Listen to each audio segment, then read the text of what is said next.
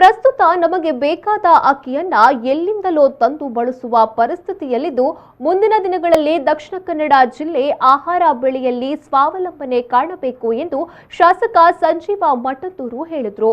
ಅವರು ಕೃಷಿ ಇಲಾಖೆ ವತಿಯಿಂದ ಇಲಾಖೆಯಲ್ಲಿ 3 ಜನ ಫಲಾನುಭವಿಗಳಿಗೆ ಟಿಲ್ಲರ್ ವಿತರಿಸಿ ಮಾತನಾಡಿದರು. ಕೂಲಿ ಆಳುಗಳ ಕೊರತೆ ಇರುವ ಈ ಸಂದರ್ಭದಲ್ಲಿ ಹಿರಿಯರ ಮಾರ್ಗದರ್ಶನದೊಂದಿಗೆ ಯುವ ಜನತೆ ಯಂತ್ರೋಪಕರಣಗಳನ್ನು ಬಳಸಿಕೊಂಡು ತಮಗೆ ಬೇಕಾದ ಭತ್ತವನ್ನ ಇಲ್ಲೇ ಬೆಳೆದು ದಕ್ಷಿಣ ಕನ್ನಡ ಜಿಲ್ಲೆಯ ಜನರಿಗೆ ಅನ್ನವನ್ನ ಕೊಡುವ ನಿಟ್ಟಿನಲ್ಲಿ ಸರ್ಕಾರದಿಂದ ಕೃಷಿ ಮುಖಾಂತರ ಯಂತ್ರೋಪಕರಣಗಳನ್ನು ವಿತರಿಸಲಾಗುತ್ತದೆ.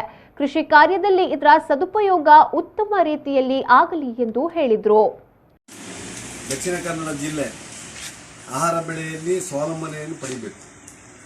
ನಾವೆಲ್ಲ ಹಿಂದೆ ಭತ್ತದ ಗದ್ದೆಯಲ್ಲಿ ಬಹುಶಃ ನಾವು ಬೇಕಾದಷ್ಟು ಊಟ ಮಾಡಿ ಇತರರಿಗೆ ಅನ್ನ ಕೊಡುವ ಕೆಲಸವನ್ನು ಮಾಡ್ತಾ ಇದ್ದೇವೆ.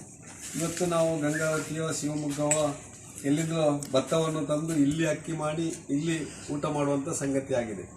ಅದಕ್ಕೆ ಬೇಕಾಗಿ ಮುಂದಿನ ದಿನಗಳಲ್ಲಿ ದಕ್ಷಿಣ ಕನ್ನಡ ಜಿಲ್ಲೆ ಕೂಡ ಭತ್ತ ಬೆಳೆದು ಇಲ್ಲಿಗೆ ಬೇಕಾದಂಥ ಅಕ್ಕಿಯನ್ನು ಇಲ್ಲಿಯೇ ಉತ್ಪಾದನೆ ಮಾಡಿ ಎಲ್ಲ ರೈತರು ತಮ್ಮ ಪಾಲುಬಿದ್ದ ಗದ್ದೆ ಇರ್ಬೋದು, ಈಗ ಸಾಗುವಳಿ ಮಾಡುವಂಥ ಗದ್ದೆಗಳಲ್ಲಿ ಇವತ್ತು ಕೂಲಿ ಆಳುಗಳ ಸಮಸ್ಯೆ ಇರುವಂಥ ಸಂದರ್ಭದಲ್ಲಿ ಯಾಂತ್ರೀಕೃತ ಆ ಒಂದು ಕೃಷಿಯನ್ನು ಮಾಡಿ ಯಂತ್ರೋಪಕರಣಗಳ ಮುಖಾಂತರ ಇವತ್ತು ಕೃಷಿಯನ್ನು ಮಾಡಿ ಅಧಿಕ ಇಳುವರಿಯನ್ನು ಪಡೆದು ಬಹುಶಃ ದಕ್ಷಿಣ ಕನ್ನಡ ಜಿಲ್ಲೆಯ ಎಲ್ಲ ಜನರಿಗೆ ಆ ಒಂದು ಅನ್ನ ಕೊಡುವಂಥ ಕೆಲಸವನ್ನು ಮಾಡಲಿ ಅಂತೇಳಿ ಸಂದರ್ಭದಲ್ಲಿ ಹಾರೈಸ್ತಾ ಎಲ್ಲ ಹಿರಿಯರಿದ್ದಾರೆ, ಎಲ್ಲ ಕೂದಲು ಬಿಳಿಯಾದವರೇ ಕೃಷಿ ಮಾಡೋದು.